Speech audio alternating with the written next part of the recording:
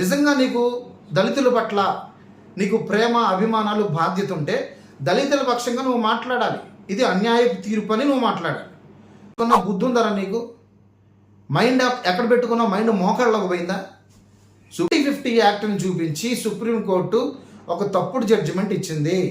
మతం మారితే కులం మారిద్దని, ఒకవేళ మతం మారితే వాళ్ళ హోదాను కూడా కోల్పోతారని ఏ ఆర్టికల్లో రాయబడింది చెప్పురా మణికంఠ. సుప్రీంకోర్టు జడ్జిమెంట్ ఇచ్చింది దేని ప్రకారం ఇచ్చారు? 1950 యాక్ట్ ప్రకారం ఇచ్చారు. అది కూడా తప్పు. వాడు మతం అనేది ఆర్టికల్ 16లో స్పష్టంగా రాయబడింది. మతం మారినంత మాత్రాన అతను వివక్ష చూపించకూడదు, అతను హోదాలు కోల్పోయే అవకాశం లేదని అక్కడ స్పష్టంగా రాయబడింది. అందరికీ రక్షకుడైన యేసుక్రీస్తు ప్రశస్త నామములో అందరికీ శుభాలు, దైవాశీస్సులు. ప్రియులరా, మరి గడిచిన దినంలో నేను ఒక వీడియో చేశాను జాన్ పాల్ గురించి. ఈ జాన్ పాల్ అనేవాడి గురించి మీ అందరూ తెలుసు. ఒక దుర్బోధకుడు, ప్రతి దైవజనుడిని దూషిస్తూ వాళ్ళని కించపరుతూ వాళ్ళ క్యారెక్టర్ని అసాసినేట్ చేస్తున్న ఈ మణికంఠ స్వామి గురించి మీ అందరూ తెలుసు. అయితే రీసెంట్గా ఎస్సీలు కనుక క్రైస్తవులకు వెళ్తే హోదాను కోల్పోతారని సుప్రీంకోర్టు ఒక జడ్జిమెంట్ ఇచ్చింది. ఈ జడ్జిమెంట్ గురించి ఈ ఏం తెలియని వాడు, చదువు లేనుడు, ఈ మూర్ఖుడు ఏం మాట్లాడుతూ ఉన్నాడంటే, తండ్రి సన్నిధి షాలేమరాజు గారి వలన, జాషువా చేగుడి గారి వలన, అలాగే చింతాడ ఆనందపాల్ వలనే ఈ యొక్క కేసు, ఈ జడ్జిమెంట్, ఇలాంటి జడ్జిమెంట్ సుప్రీంకోర్టు ఇవ్వడం జరిగిందని ఒక అవివేకమైన మాట ఇతను మాట్లాడటం జరిగింది. ఒకసారి జాన్ పాల్ ఏం మాట్లాడాడో మీరు వినండి.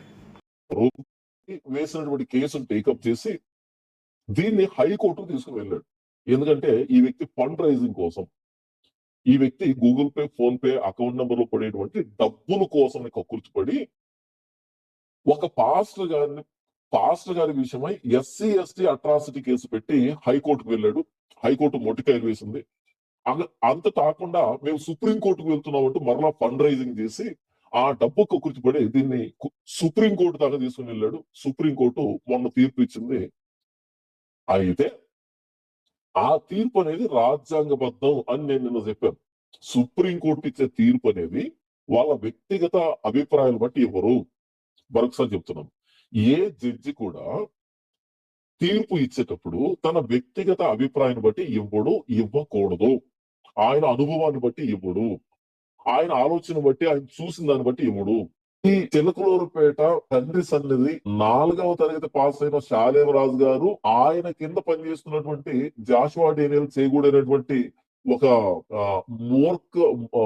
మూర్ఖుడు, చింతాడ ఆనందపాలైన ఒక మూర్ఖుడు, వీళ్ళ వల్ల యావత్తు క్రైస్తవాన్ని జరిగినటువంటి నష్టాన్ని వివరించగలరా? యావత్తు క్రైస్తవాన్ని జరిగినటువంటి నష్టాన్ని వివరించగలరా? యావత్తు క్రైస్తవాన్ని జరిగినటువంటి నష్టాన్ని వివరించగలరా? షెడ్యూల్ క్యాస్ట్ నుంచి వేసుకొని నమ్ముకుంటే ఈ రాయితీలు పోతాయని ఏదైతే చట్టం వచ్చిందో, ఏదైతే తీర్పు వచ్చిందో, ఆ తీర్పుకు కారణమైనటువంటి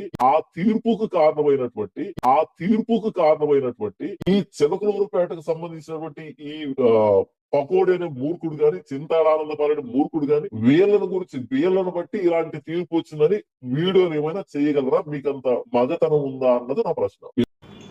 విన్నారు కదా ఏమన్నాడంటే, రాజ్యాంగం, సుప్రీంకోర్టు ఇచ్చిన తీర్పు అది రాజ్యాంగబద్ధమని నేను నమ్ముతున్నాను అన్నాడు. రెండవది ఏమన్నాడంటే, ఈ సుప్రీంకోర్టు ఈ తీర్పు ఇవ్వడానికి కారణం ఎవరు అంటే వీళ్ళు ముగ్గురు, చిలక సన్నిధి షాలేమరాజు గారు, జాషువా డానియల్ చేగూడి, అలాగే చింతాడ ఆనందపాల్ అనేవాడు. అయితే ఈ విషయాన్ని గమనిస్తే కనుక ఇప్పుడు ఈ కేసు ఎవరిది అంటే ఆనందపాల్ అనే ఒక దైవజనుడిది.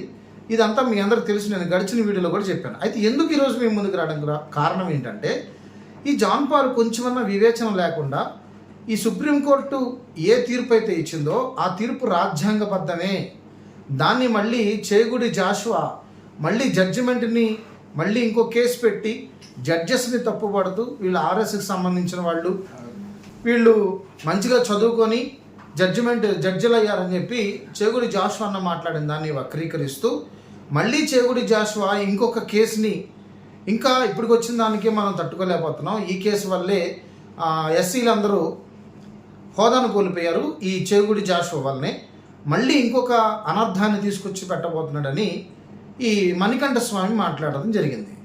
నేను మణికంఠ స్వామికి చెప్పేది ఏంటంటే, అసలు రాజ్యాంగం అంటే ఏంటో నీకు తెలుసా అని అడుగుతున్నాను. రాజ్యాంగం అంటే నీకేంటో తెలుసా?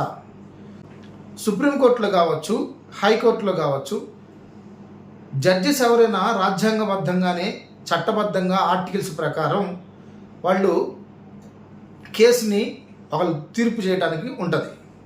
అయితే చింతాడ ఆనందపాల్ విషయం వేరు. ఇది ఎస్సీ ఎస్టీ అట్రాసిటీ కేసు అతను పెట్టాడు. ఆ ఎస్టీ అట్రాసిటీ కేసు చెల్లదు. ఎందుకంటే నువ్వు క్రిస్టియన్వి కాబట్టి, నువ్వు ఎస్సీవై అండి క్రిస్టియన్వి కాబట్టి నీకు ఈ కేసు చెల్లదు అని చెప్పి సుప్రీంకోర్టు ఆ కేసు కొట్టివేయడం జరిగింది. అయితే దీన్ని తీసుకొని ఈ మణికంఠ స్వామి ఏమంటా ఉన్నాడు, అంతా జాషువా వల్లనే, షాలేం రాజు గారి వల్లనే, వీళ్ళ వల్లనే ఈ సుప్రీంకోర్టు దళితులకి అన్యాయబద్ధమైన తీర్పును చేసింది, దానికి కారణం అంతా వీళ్ళే అని మణికంఠ స్వామి మాట్లాడటం జరిగింది. మణికంఠ స్వామికి రాజ్యాంగం గురించి ఏం తెలియదు. వాస్తవంగా జడ్జిలు జడ్జిమెంట్ ఇచ్చేది రాజ్యాంగ ప్రకారమే. కానీ వీడు ఏమంటున్నాడంటే వాళ్ళ కోర్టు తీర్పునిచ్చింది రాజ్యాంగబద్ధమే అని. నేను మణికంఠ స్వామిని అడుగుతున్నాను, కోర్టు తీర్పునిచ్చింది ఎలాగ రాజ్యాంగబద్ధం అవుతుంది? ఏ ఆర్టికల్ ప్రకారం ఎస్సీలు క్రైస్తవులకు వెళ్తే వాళ్ళ హోదాను కోల్పోతారని ఏ ఆర్టికల్లో ఉంది? నేను మణికంఠ స్వామిని అడుగుతున్నా, మీరు చూపించగలవా? రాజ్యాంగబద్ధంగానే సుప్రీంకోర్టు కేసు తీర్పునిచ్చింది అంటున్నాం. ఏ రాజ్యాంగబద్ధంగా సుప్రీంకోర్టు తీర్పునిచ్చింది? ఎస్సీలు మతం మారితే కులంలో ఉన్న హోదాను కోల్పోతారని ఏ ఆర్టికల్లో ఉంది? అంటే హైకోర్టు జడ్జెస్ వాళ్ళు ఇష్టం వచ్చిన తీర్పునిస్తే ఆ తీర్పు అంతా నిజమని నమ్మకూడదు మనం. ఆర్టికల్స్ ప్రకారం ఏం ఆర్టికల్స్ ఉంది, దాని దేని ప్రకారం వాళ్ళు జడ్జిమెంట్ ఇచ్చారో కూడా పరిగణలోకి తీసుకోవాలి. 1950 బాబు రాజేంద్ర ప్రసాద్ గారు ఆ రాష్ట్రపతి ఆర్డినెన్స్ ఇస్తే ఏమని ఆర్డినెన్స్ ఇచ్చాడు? ఈ బడుగు బలహీన వర్గాల వాళ్ళని ఎస్సీల్లోకి చేర్చాలి. అలాగే దాంట్లో ఏం ప్రస్తావించారు, ఒకవేళ వీళ్ళు గనక దళిత వర్గాలు ఎవరైతే ఉన్నారో వాళ్ళు క్రైస్తవులకు వెళ్తే వాళ్ళు హోదాను కోల్పోతారని ఆర్డినెన్స్ ఇచ్చారు. కానీ ఆ ఆర్డినెన్సు అది వాళ్ళు 6 నెలల్లోగా దాన్ని క్లియర్ చేసుకోవాలి. ఆర్టికల్ 123 ప్రకారం ఆర్డినెన్స్ ఇచ్చిన 6 నెలల్లోనే దాన్ని చట్టబద్ధం చేయాలి. పార్లమెంట్లో మెజారిటీ పీపుల్ దాన్ని ఆమోదించాలి. అప్పుడే అది చట్టం అవుతుంది, చట్టబద్ధం అవుతుంది ఆ ఆర్డినెన్స్. కానీ 1950 యాక్ట్ ప్రకారం అది చట్టబద్ధం అవ్వలేదు. ఈ విషయం నీకు తెలియదు. ఈ విషయం నీకు తెలియకోకుండా జడ్జెస్ ఇచ్చిన తీర్పు రాజ్యాంగబద్ధమని నువ్వెలా చెప్పగలుగుతావు?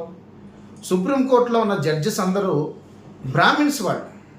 కాబట్టి జాషువా చెప్పిన కోణం ఏంటంటే వాళ్ళు బ్రాహ్మిన్స్ కాబట్టి, వాళ్ళందరూ అన్ని జనులు కాబట్టి, ఆల్రెడీ భారతదేశంలో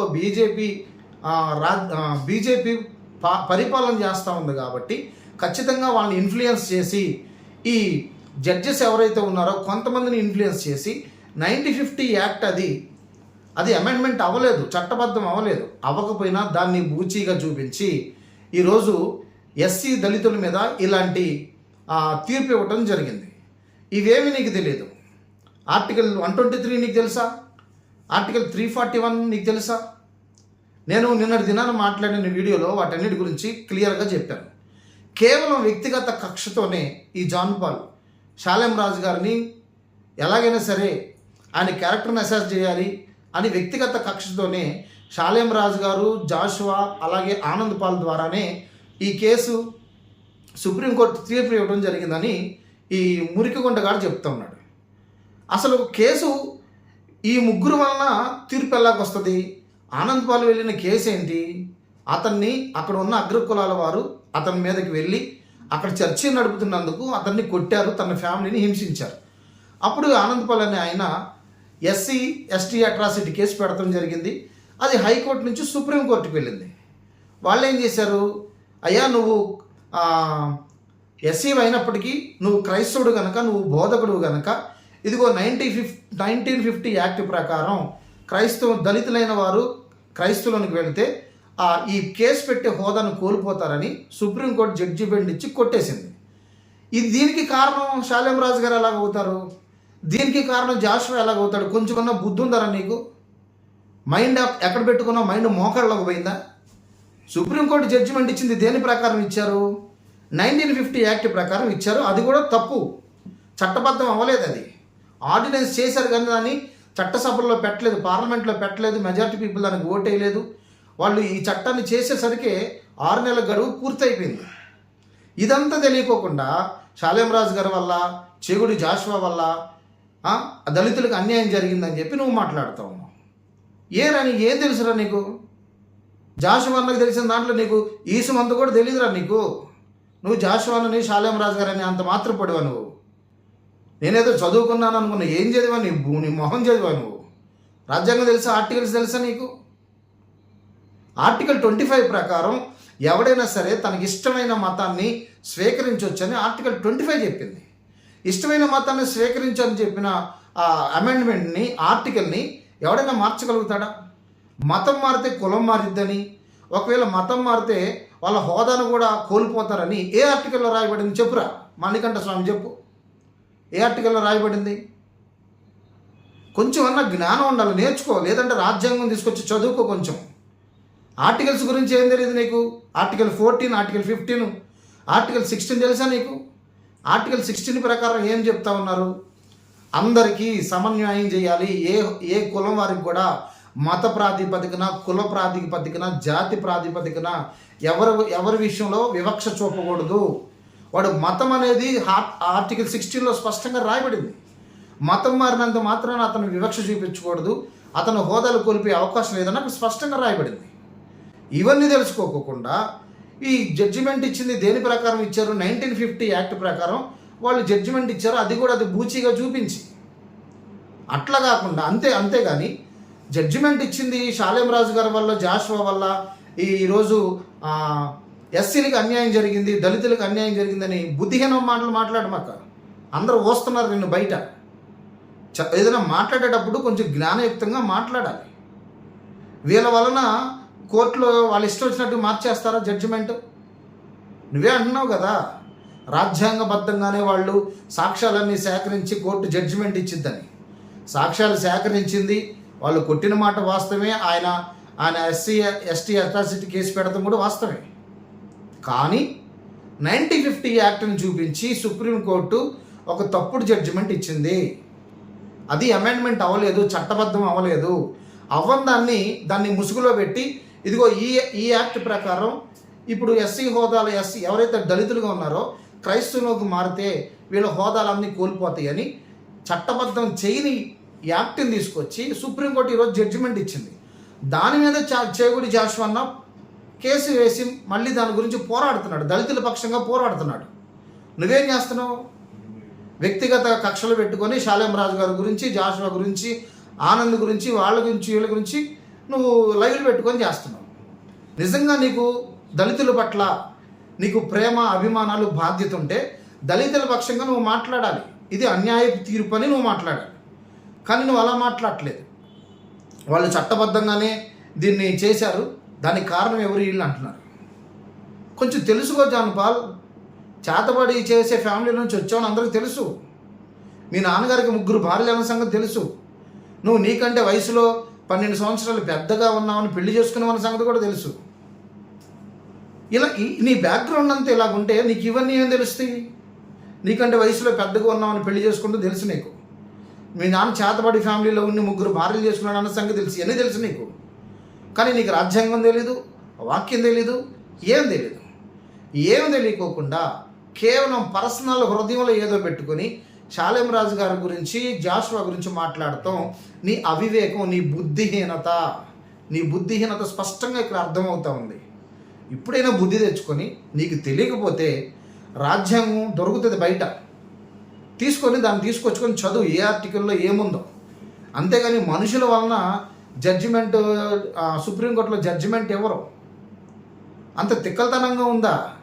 నువ్వు ఒక్కడివే తెలివిగలవాడు భారతదేశంలో, మిగతా వాళ్ళందరూ తెలివిగలవాడు కాదా? ఒకవేళ ఇది కనుక వీళ్ళ 3 వల్ల అయితే మరి అందరూ ఎందుకు మాట్లాడలేదు? ఇప్పటికైనా మనోనేత్రాలు వెలిగించబడి దేవుని పాదాలు పట్టుకో. దేవా, నా మీద ఉన్న దురాత్మను దూరపరిచి నీ పరిశుద్ధాత్మ సహాయం నాకు దయచేయి, నా మనోనేత్రాలు వెలిగించని ప్రార్థన చేసుకో. అట్లా కాకుండా రాజ్యాంగం గురించి తెలీదు, చట్టాలు తెలీదు, వాక్యం తెలీదు, ఏం తెలీదు. వాస్తవానికి ఇప్పుడు దళితులు నష్టపోయారు, దళిత క్రైస్తవులకి హోదా కోల్పోయారని తీర్పిచ్చారు. దానికి నువ్వేం చేయాలి? దాని పక్షంగా నువ్వు పోరాడాలి. నీకు చేతనైతే దాని పక్షంగా నువ్వు గలం విప్పాలి. అరే, ఇలా చేయటం తప్పు, జడ్జిమెంట్ ఎలా ఇచ్చారు, ఏ ఆర్టికల్ ప్రకారం ఇచ్చారు, ఏంటి అనేది తెలుసుకోవాలి. సరే నీకంటే తెలీదు, నీ బుర్ర మోకాల్లో ఉండే దాని సంగతి తెలుసు. నీకు తెలియనప్పుడు ఏం చేయాలి? నా బొట్టున్నో జాషువా లాంటిన్నో లేకపోతే ఇంకొకరు లాంటి వాళ్ళని అడిగి కనీసం తెలుసుకోవాలి కదా, అసలు ఏం జరిగింది, ఏంటి, దేని ప్రకారం ఈ జడ్జిమెంట్ వచ్చిందని తెలుసుకోవాలి.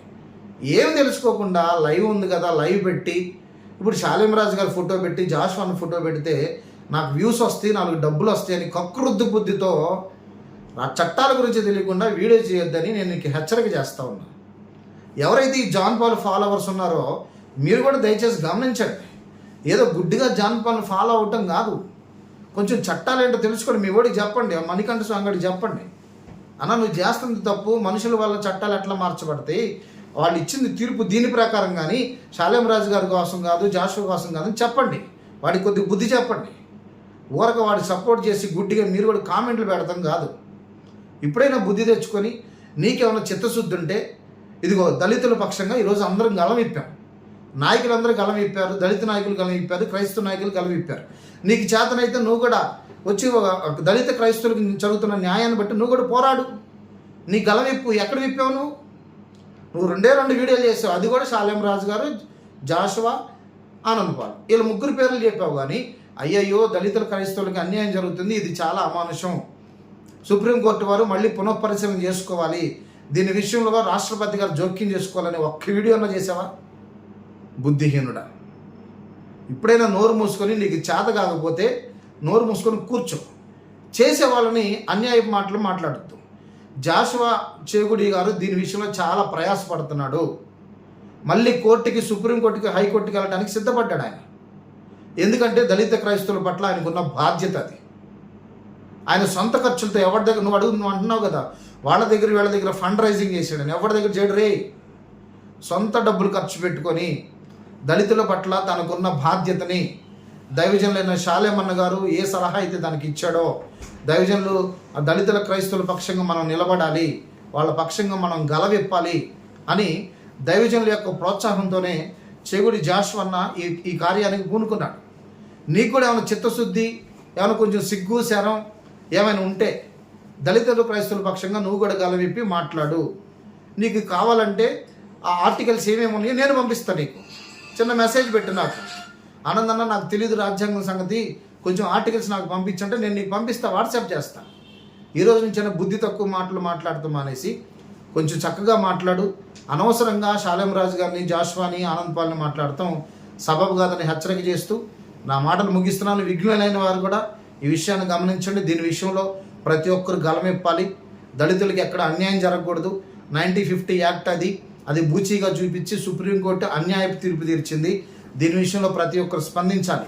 మనకున్న ఆర్టికల్స్ 14, 15, 16 అలాగే 25ని ఉపయోగించుకొని మళ్ళీ రాష్ట్రపతి దగ్గరికి మనం దీని విషయంలో వెళ్ళి మళ్ళీ ఆర్డినెన్స్ తెచ్చుకునే అవకాశం ఉందని తెలియపరుస్తూ నా మాటలు ముగిస్తున్నాను. ప్రైజ్ లార్డ్, అందరికీ వందనాలు.